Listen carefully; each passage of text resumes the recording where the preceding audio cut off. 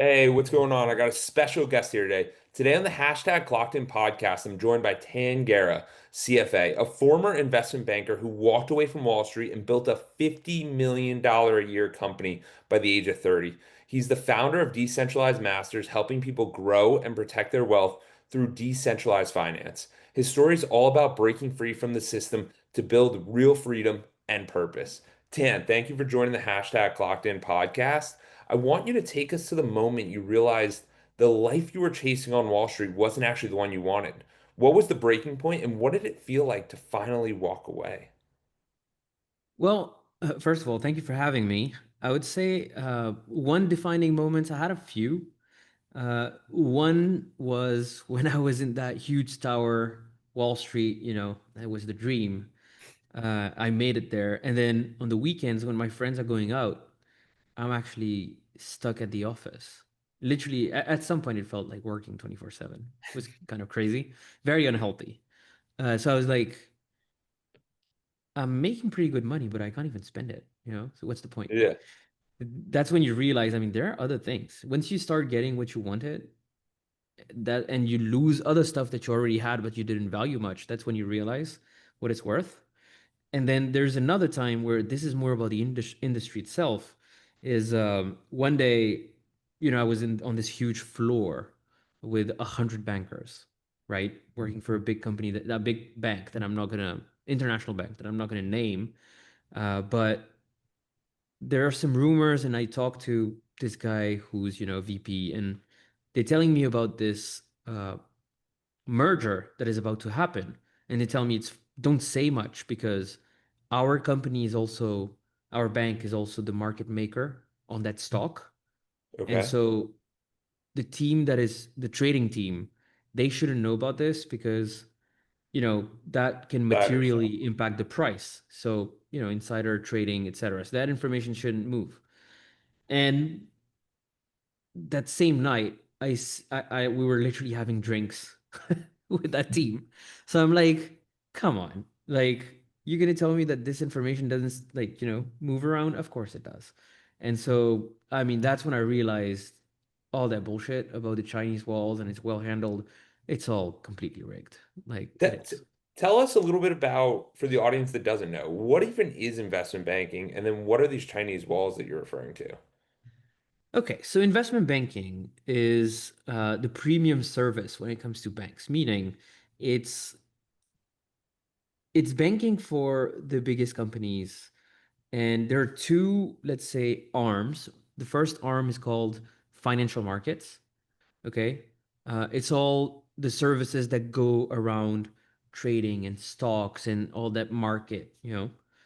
So they provide services to hedge funds and they provide liquidity and they help them trade, and we're talking big, big numbers, right? They're Absolutely. selling them research. So all that goes behind, like, there are some asset managers or investors or hedge funds. They need services. Investment banks are the ones who provide everything. Hey, we need to buy this structured product or derivative or whatever. Okay. So investment banks do all of that. And then on the other side, which is, I worked on that field initially, but then I quickly went the other way, which is the corporate finance arm, where basically now what you do is you help companies acquire other companies or get acquired or run some valuation projects, etc. So it's more you're helping the internal finance department of a big company on how to grow it. Okay. So Yeah. it's less linked with the market, it's more with the internal like growth, acquisitions, etc. And I was especially specifically doing that. I was a merger and acquisition banker for a while. And so I was helping big companies find targets and acquire them and how to run the whole process, right? Run the That's math, all. calculation, etc. And just for the audience who doesn't realize, this is one of the most sought after roles across the world because they make really good money and people want to be inside of this business. Every single person who's in the finance is like, how do I get to M&A? How do I get to investment banking? How do I dive into this? So for you to be at that point and have your CFA, which is an incredibly challenging thing, were you feeling like on top of the world? Because it's just, it's so hard to be like, I want out after this. I'm not going to lie, at some point I did. Uh, Of course. Because I passed level 3 of the CFA program at just 23 years of age, which is very, very young. And that actually opened a lot of doors for me, right? Yeah, The reason why I did it is because I didn't go to one of the top schools in the world. And so the only way to level the playing field with them and have access to the best opportunities was doing that. So I had to get out of, go out of my way, if you want, yeah. do something exceptional to be recognized as an exceptional talent and so get access to, exceptional jobs. Uh, so yeah, I was pretty proud, especially because I come from a very poor um, background. I mean, my not very poor, but like immigrants in Of Paris, and course. so we've like no one ever told us what to do. It's not as if my dad knew, and it's like, hey, you must do investment banking. That's how we break into it. I had to discover and like figure out everything on my own, like everything. Uh, so yeah, I felt like pretty proud, especially when I landed a Wall Street, role. That was the pinnacle of like, okay, that's pretty cool. Well, and I want the audience to realize this because you're on this high, and it's very hard to get. And like you said, there's a lot of people whose parents just go, do this path, do this, and we'll get you on Wall Street. But you had to do it a completely different way. And to even pass the CFA by 23s, you have to study months and months and months for this exam. It is not an Yeah. easy, there's three levels. They're all incredibly Right. difficult. And it's not an easy thing to get at all. So you start having these conflicts going on where you're like, I'm super proud of this moment, but I don't know that this is really what I want to do. So how did you battle some of that? Well, I didn't really battle it. I didn't really question it that much. I was like, you know what? I'll be an entrepreneur one day. I'll be an entrepreneur one day. It's in my blood. But these were just words, right? Of course. But COVID happened. And when Okay. COVID happened, actually, there was a phone call that changed a lot. So I had invested in crypto. I made a lot of money in the first crypto cycle, but I lost it all. Okay. So I made seven figures and I lost it all. So I was still like And trying to when was understand the first cycle for the audience to realize? Are you saying 2017, 2017? 2018. Okay. But so, I thought I was going to leave my job, but no, not at all. So I just kept going. And then when COVID happened, so in 2020, the second cycle didn't really start yet. I was starting to reinvest a little bit in crypto because I believe it had bottomed, but nothing crazy just yet, right? I had to make it all back. So when COVID happened, actually, there's a friend of mine who called me, and he used to. It's a true story. He used to sit right next to me in class.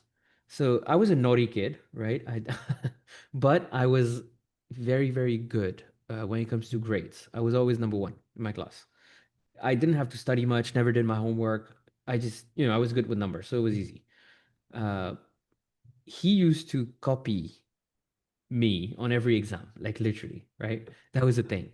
And so a few years later, we, probably didn't speak for a year or so. And he calls me and he's like, "So, what you're up to?" And I'm like, "Yeah, I'm working this big bank." And he's like, "How much you making?" I tell him, I'm making like six figures. I'm like 120-ish, even more for Yeah. my first job, like big job. And he's like, Yeah. "Wow, cool.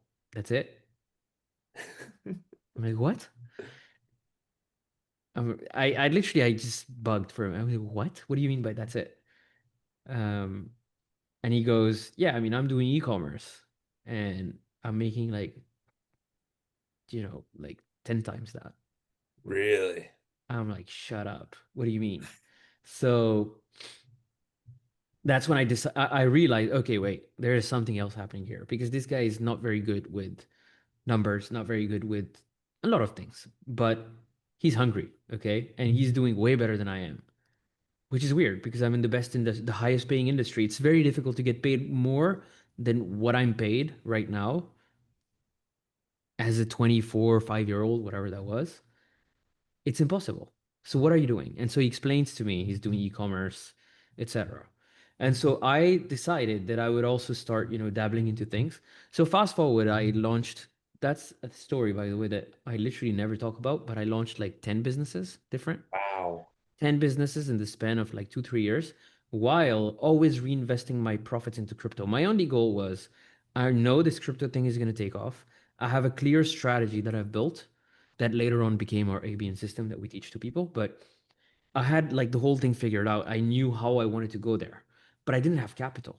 So I was like, ooh, I need active income. And what Yeah. I'm making at this big bank is not enough because I mean, it's never enough, first of all, but also because, my family has needs and like I have this thing to pay off and like my student loan and all these things. So I was like, I need to make more. So I started like COVID let me do this. And my first e-commerce venture went really well. I actually sold that later, a few years later, but it provided me an extra, 10 grand a month or something like that I Wow. reinvested in crypto. And I, that's when, I was able to really make a big difference. yeah, and I want the audience to realize here that Tan is in this job, in this place, and he easily could have just pushed off his friend.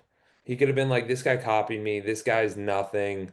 But he was open enough to hear him out and have this real conversation because I want the audience to realize that even when you're feeling good, you still need to be humbled every once in a while and be like, what happened here? How does this work? What are you talking about? And I think that's one of the most powerful things to realize that people can make money in different ways. And then to have the resources and the foresight to even invest into crypto while you're trying to make your money, while trying to do all these things, like that's fascinating. You know what I realized is that I was still young and I didn't have uh big responsibilities, Like I could just fail and go back to zero. It's okay. Like I'm Yeah. 25. So I was Yeah. like, let me just risk it now because I keep saying I want to be an entrepreneur, etc. But he lit that fire under me. I was like, okay, there's someone doing better than me. I may be book smart, but it means I'm not street smart. Now, here's the big thing that people often consider is like they go white or black. They're like, oh, so if I want to be an entrepreneur, I need to quit my job and like raise funds and all this huge mountain. It's not true. I didn't quit my job. I did both.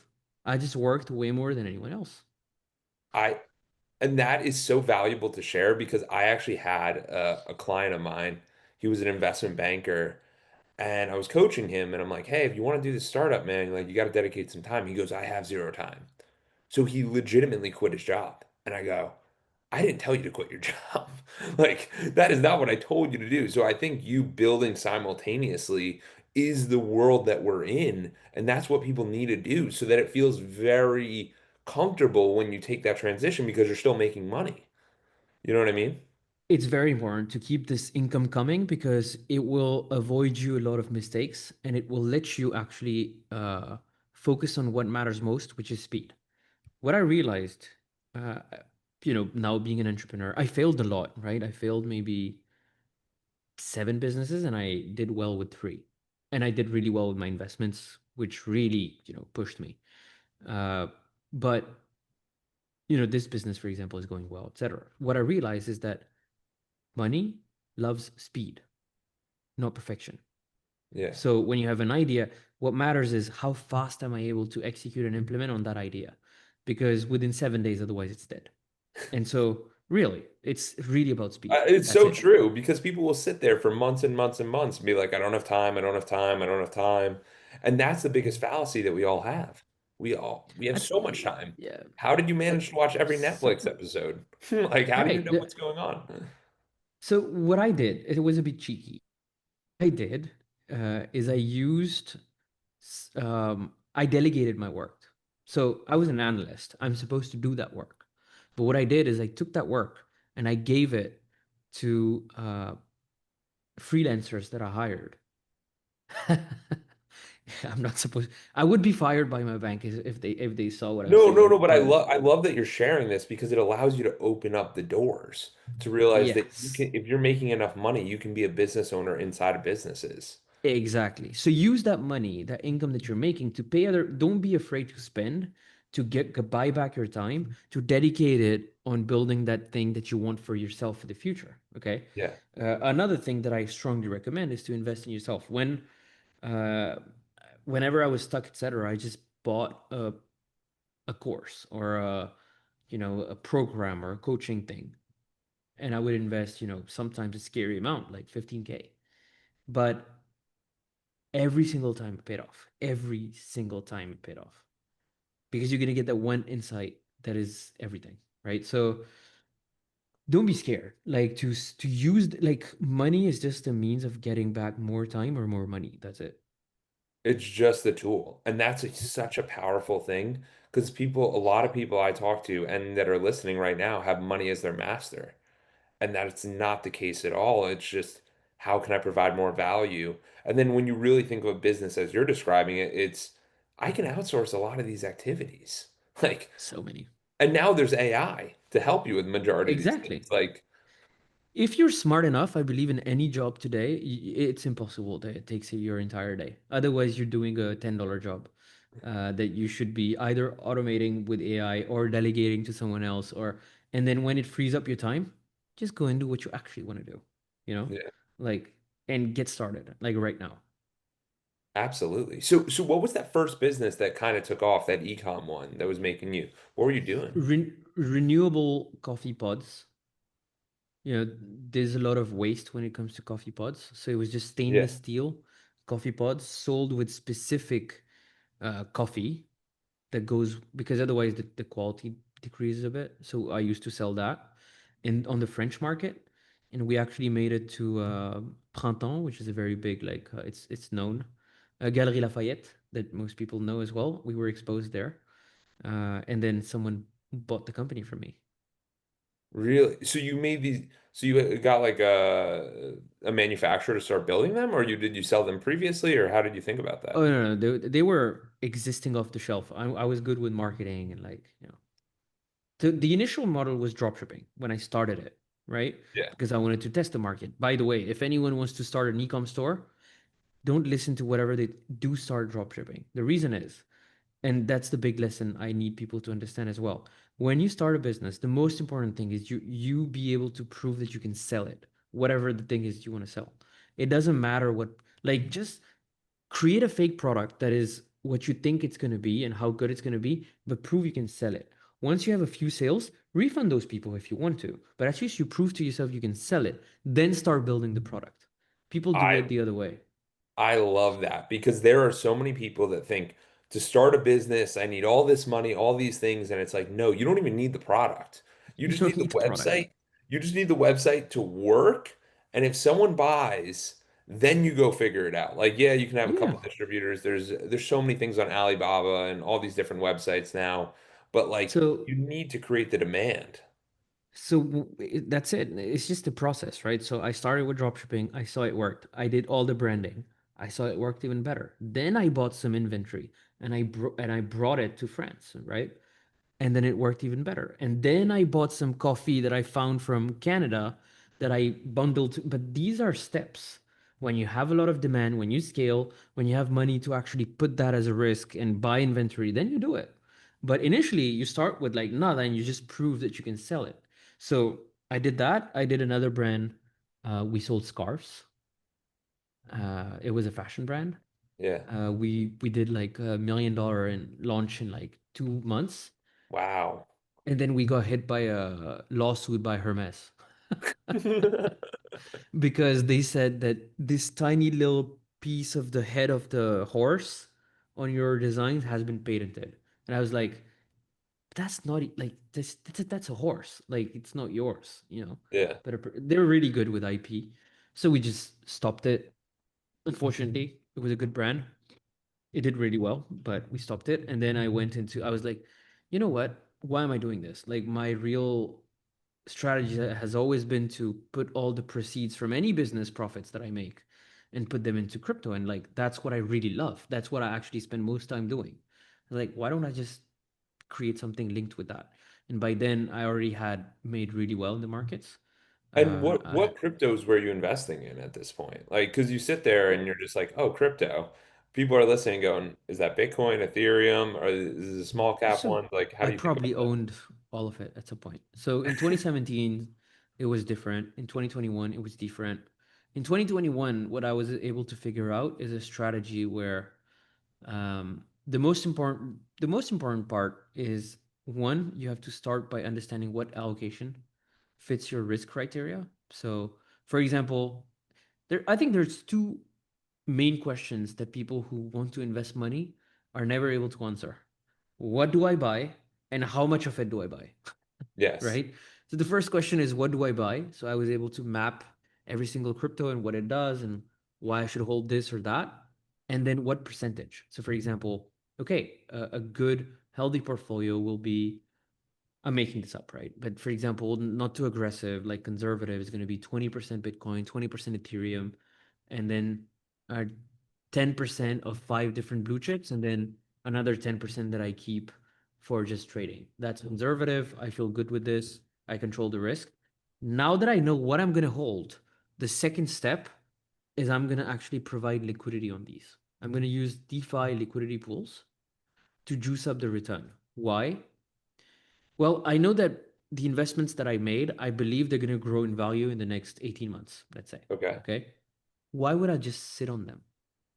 Explain what is DeFi liquidity pool? Explain all that. All right. Let me take an image because it's always better. It's more understandable. It's as if I bought a beachfront property that I know is going to appreciate in value. Okay. This beautiful house. That Yeah. house is my Bitcoin. I know it's going to appreciate in value in the next 18 months. And now there's people knocking on the door and saying, hey, I want to rent this house from you. They want to be my tenants. Why would I say no? Makes no Yeah. sense, right? You Yeah. would get that extra 10% yield on the property price every year. Well, Yeah. you can do the same with crypto. So Wow. you lend out your Bitcoin or your Ethereum or whatever that is on a DeFi exchange and you provide the liquidity for other people to make trades and you get a cut of that trade. Okay? That's what Gotcha. a DeFi liquidity pool is. And so that also allows me to hedge my investments because I know, for example, on my Ethereum, I'm making an extra 20% yield a year. If it goes down 20% in a given time, I'm hedged because I'm making that as a yield. But Yeah. when it goes up, that is actually compounding my returns and it's becoming exponential year over year. Yeah. So that's the strategy. Once that is done, and my phase A, which is the allocation, and my phase B, which is getting my money to work for me, what we do and what we specialized in is okay, crypto is the only opportunity where you can literally make 100x on an investment, but it's Yeah. highly risky because actually most of them go to zero. They'd never 100x. So how can I make it that even if it goes to zero, I don't mind, but if I hit the 100x, my Yeah. portfolio is really going to explode up. So what we do is we take the proceeds from these yield that we get and we invest them in very specific small cap gems that we call, thanks to our deep research. And that's what we developed a lot. How to find those micro caps. What are the patterns you want to follow? And by having these three steps, well, now you enter those micro caps, those native market gems that we call, with profits only. Yes. So even if it doesn't win, it's fine. There's no risk. So the whole idea is how to remove the risk. Because if you think about it, Exactly. say you have $10,000 in Ethereum, you're making 20% regardless. So you get an extra 2 grand. You put that in 10 different 10 different micro caps, which is probably like under 10 million, under $100 million. Yes. None, Eight are only going to fail, eight or but two fail. are going to give you a 50x. A 50x on 200 bucks is like $10,000. Like you start to Twice. So real that's 20. So that's 20. 20,000. So now with an Yeah, initial 10K in Ethereum, I took the 2K in yield. I put them into 10 different investments. Eight failed, but two gave me 20K. So now my 10K is up to 30K. And that is without the Ethereum performance. If Ethereum doubled in value, my 10K is now 40K. 20K with Ethereum and 40K with the. That's our strategy. And Wow. And that's been working with it. and so for you, at what point were you like, I'm done with the bank? At what Very good question. So when I made a killing in the 2021 cycle with my strategy, Yeah. exactly what I explained, right? I was ruthless in applying that. And I this was is using all while you're working, building the businesses, doing everything. Okay. yeah, all at the same time. I was just working a lot, but I was very smart as well as how I was delegating my bank's work. What was taking other people like 12 hours of work a day, it was taking me 4.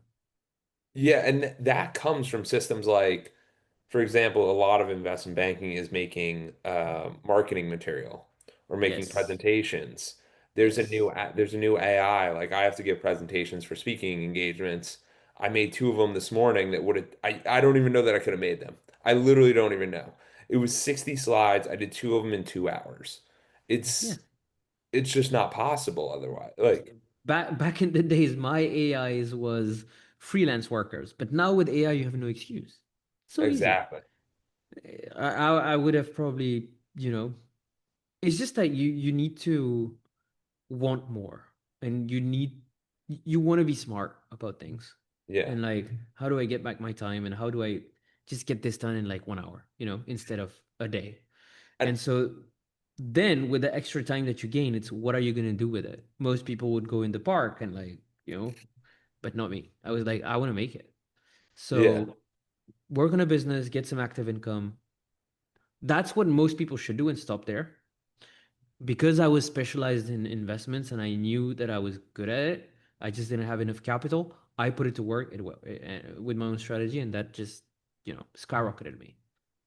And so you start to realize everyone's sitting there going like, what is Tan talking about? And you start to realize that if you put constraints on yourself and you ask yourself better questions, kind of like how Tan sat there and went, how can I do a 10-hour job in 1 hour?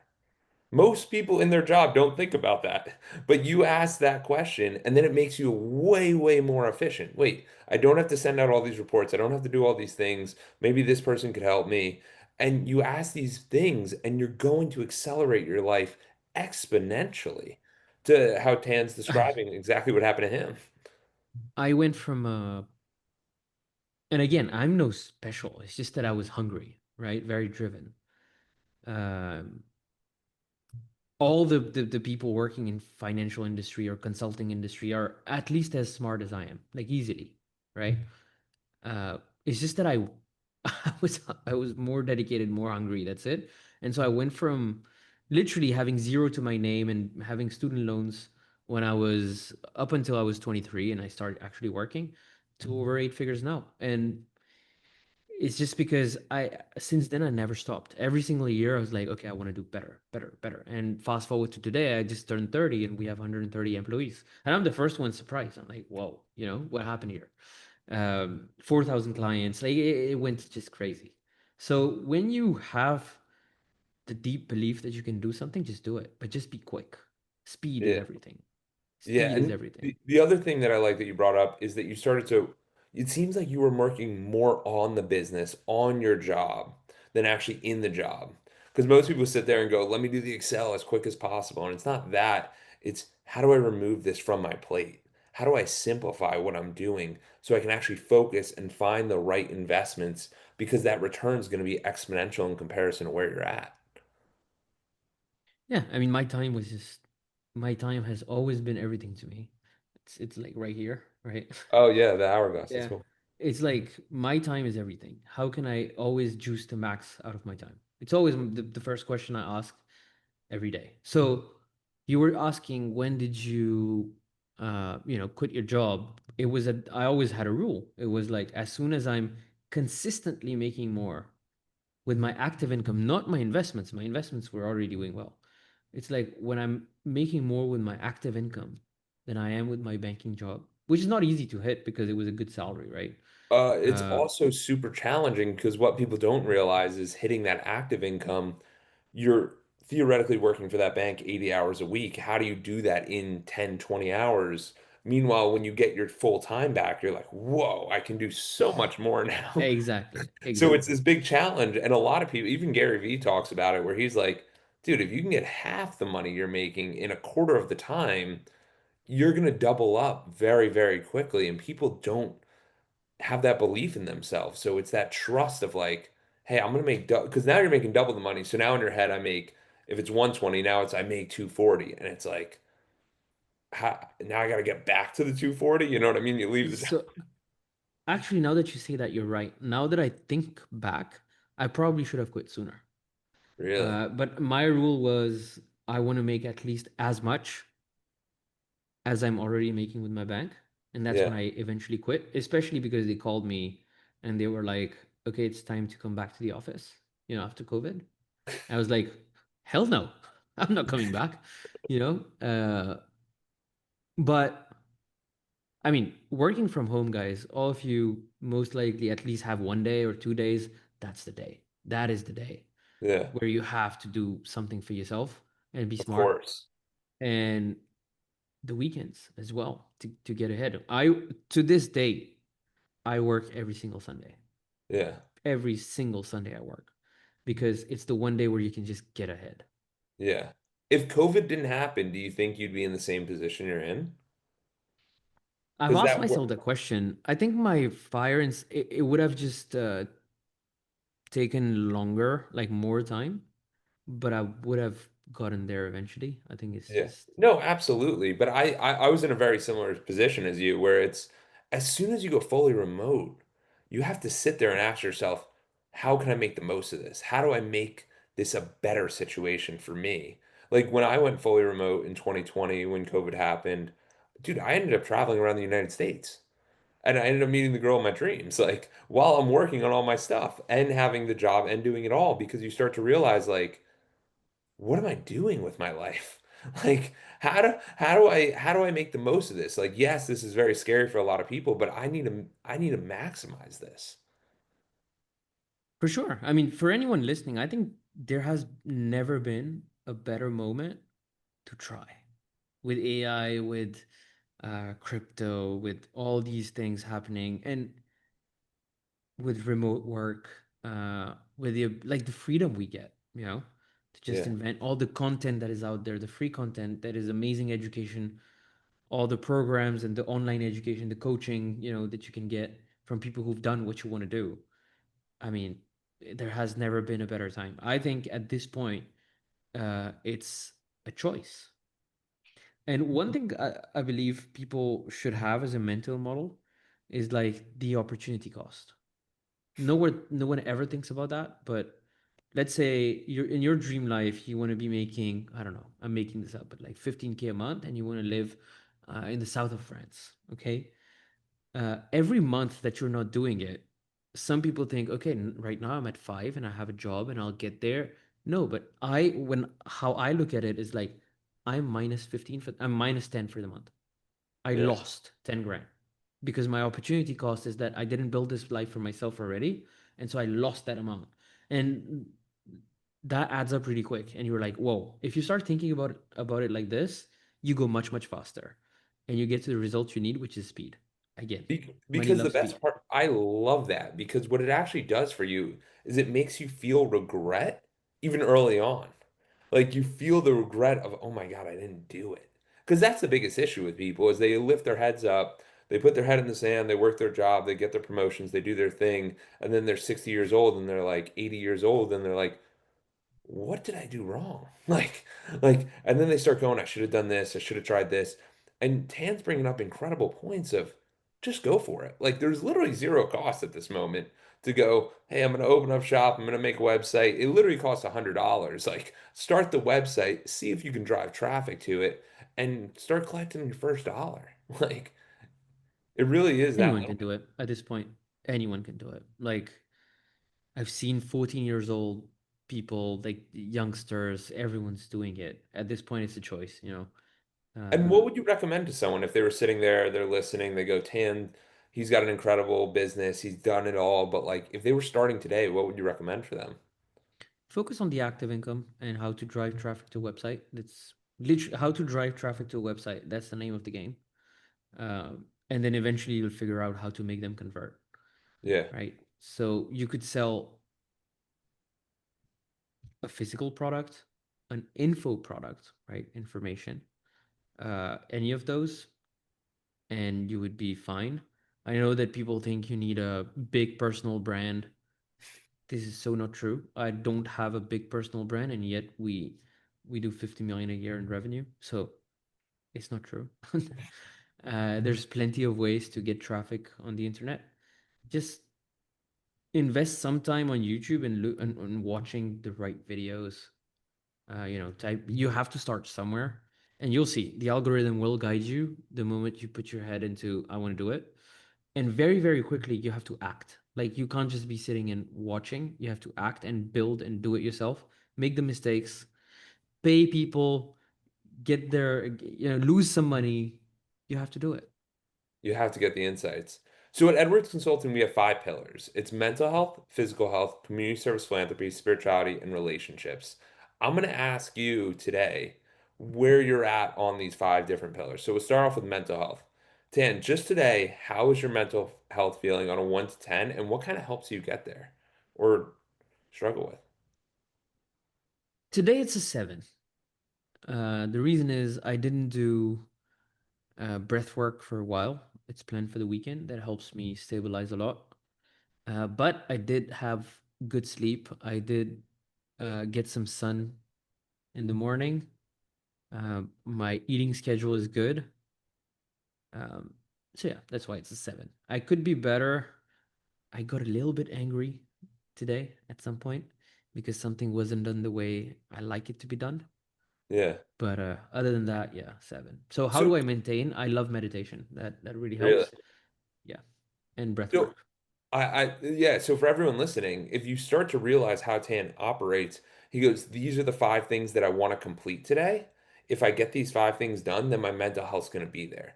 And a lot of us just go, I'm waking up and I'm not feeling happy today. Like, what's wrong? And it's like you need a framework to actually help you get there. So I appreciate you sharing that.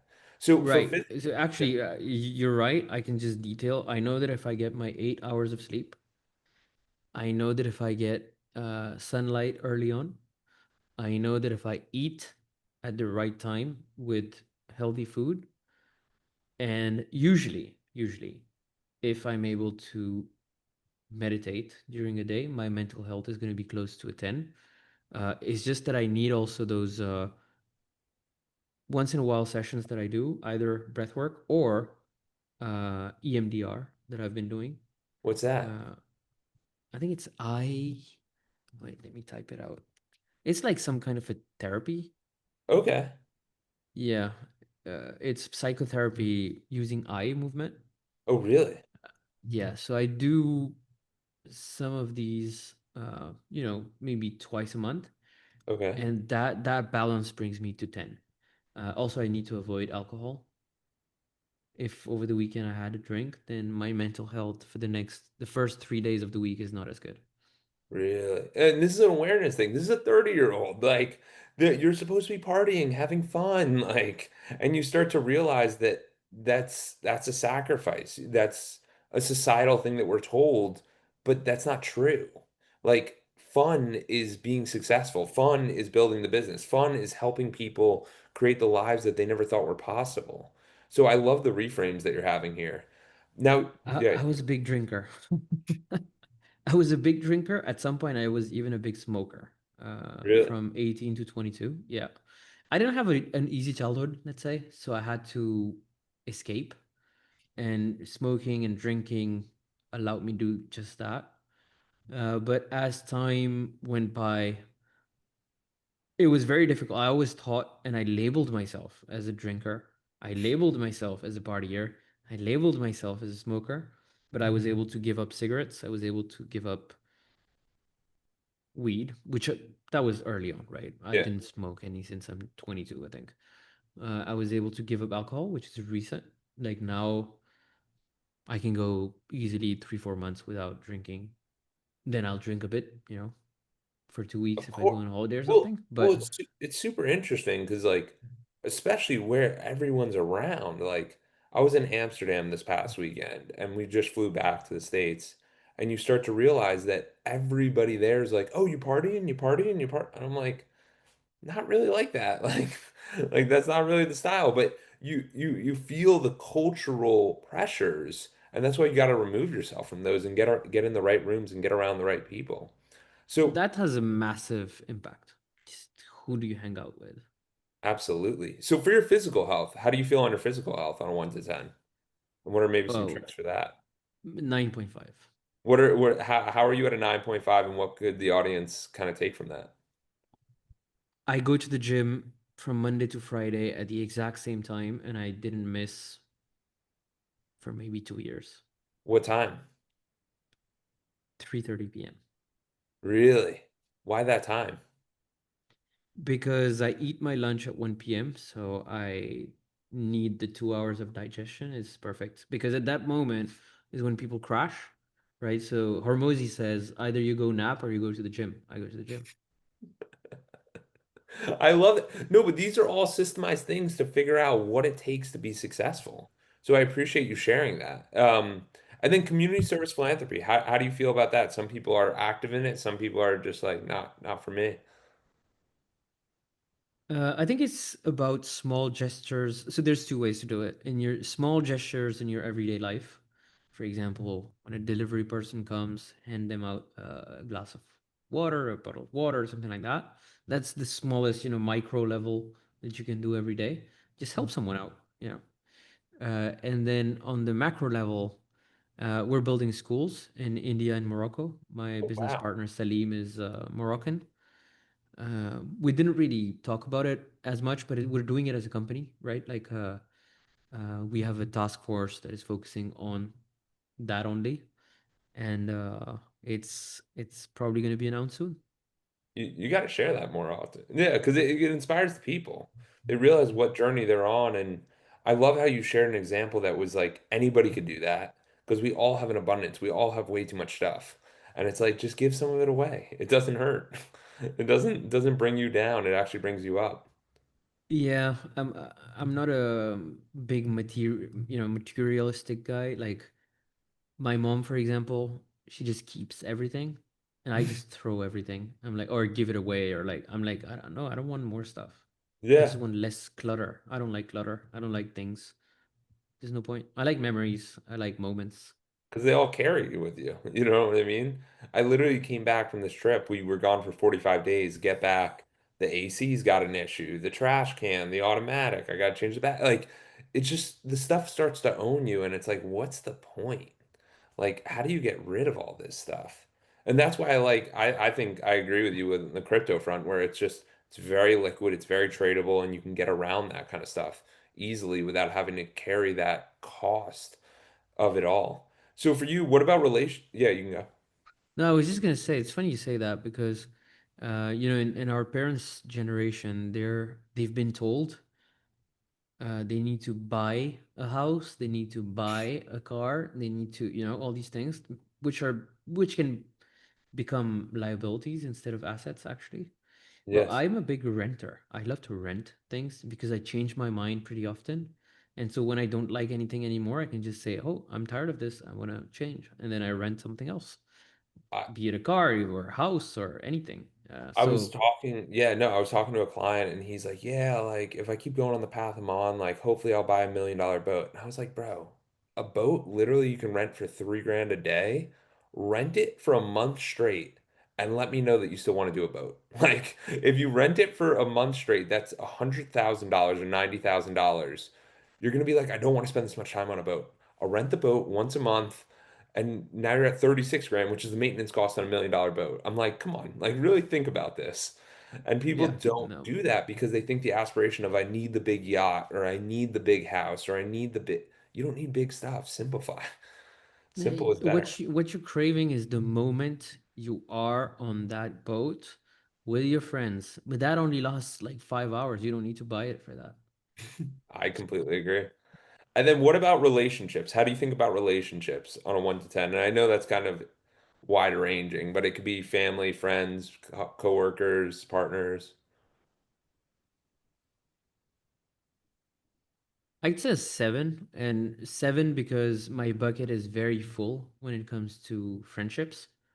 Like, it can't be fuller than this. It's great. My bucket is it's a bit more difficult when it comes to family, but that's just how it is. Yeah. You don't you just play with the cards you're dealt with and you try to play the best you can. So I that's what mean, I'm trying to do. the biggest thing that's helped a lot of people is realizing that as an individual, you only choose one person. You choose your partner. You didn't choose your parents, you didn't choose your brother, you didn't choose your sister. So I share this with a lot of people, realizing that like those relationships, yes, they're important, but they're very optional. And if they're not with you or supporting, then it's like you don't have to go above and beyond for that kind of stuff. So it kind of makes that, yeah, Yeah. So I do go above and beyond, and especially because in our that I play and I happily play it, like there's no problem. It's just that it's a bit complex, right? of course. But so what I mean by this is like we're working through it. It's not perfect, but we'll get there. And then the final aspect is just a void, but that I'll fill when it's time. It's not just time yet, I guess. With all that craziness of building this massive business and then the second business and then all these things, it's a bit difficult to focus on, finding a partner, Yeah. but it's okay. I mean, there's time. Yeah. It's not a necessity for now, so it's just not a priority. Absolutely. And then spirituality. How do you feel on spirituality on a 1 to 10? 7. Again, I do dedicate time to it, not as much as I will in the future, uh, when I grow up a bit more. But it's more, again, it's a matter of choice. When it comes to, building my own family or spirituality, I know that I will start dedicating more time to this, Yeah. maybe once I'm 33, 35 beyond, because I have a clear plan of what I want to achieve in the next 3 years. Yeah. Uh, and then, that will take more time. Business will take less. I love that. 10, you're incredible. Where can people learn more about you and more about decentralized masters? All right, thank you. You're incredible too. So what they can do is they can go on decent-masters.com, which is our website. Uh, they can read about us. We have a YouTube channel. There's a lot of content out there, press articles as well. But on that website, they'll be able to apply to work with us. What we strive in doing is we help people regain control of their financial future, and implement an actual strategy to invest their own money and grow it. Uh, so, reaching financial sovereignty. The dollar is collapsing. I personally don't trust this financial system and the banking system because I've been there. I've seen, you know, what is in there. So I have a strong belief, uh, that the money is going to go digital. And so everyone's going to go in that direction eventually, digital assets, DeFi, because every financial asset on the planet is going to come on chain, Yeah, whether you like it or not. Everything, right? Stocks are already on chain. Tokenized real estate, tokenized gold, tokenized bonds, like everything's coming on chain. So you will be able to manage all your investments from one place, all yourself. You just need the right guidance, and that guidance is us. that's incredible. Thank you.